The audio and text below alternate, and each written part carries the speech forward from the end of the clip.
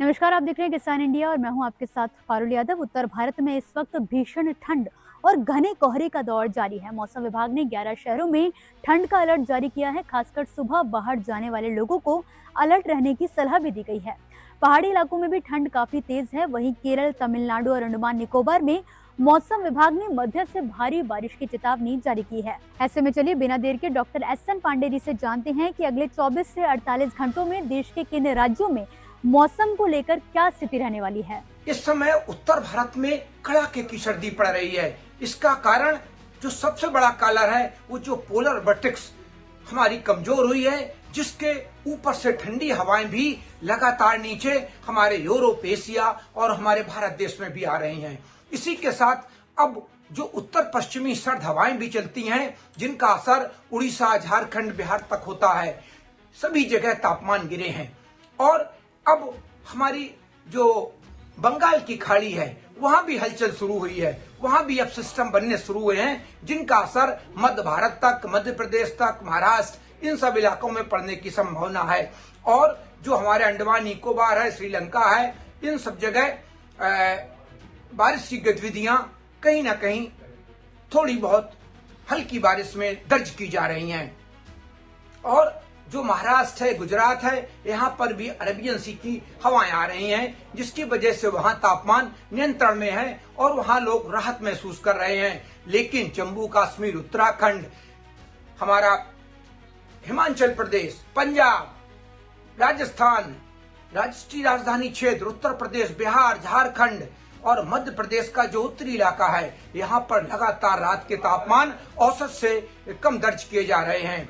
और जो उत्तर पश्चिमी सर्द हवाएं होती हैं वो भी अपना पूरा जोर पूरे उत्तर भारत पर लगा रही हैं, जिससे शीतलहर, शीत दिवस वाली स्थिति भी लगातार हो रही है।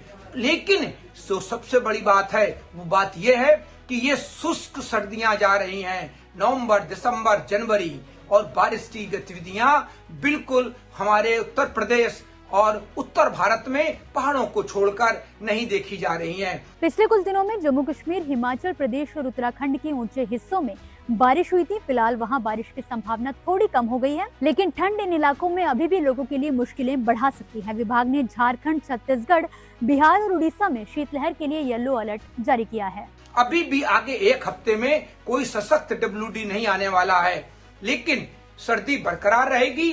सर्दी बरकरार के साथ जो उत्तर पश्चिमी हवाएं हैं वो उनकी गति कम ज्यादा होती रहेगी और इसी के साथ पूरे उत्तर भारत में, मध्य भारत में सुबह शाम का कोहरा, उत्तर भारत, उत्तर प्रदेश, बिहार में कोहरा ज्यादा देखा जा रहा है। आज भी सैटेलाइट का मैप देखने पर पूरा कोहरा और लग रहा है जैसे हाई क्लाउड भी हो।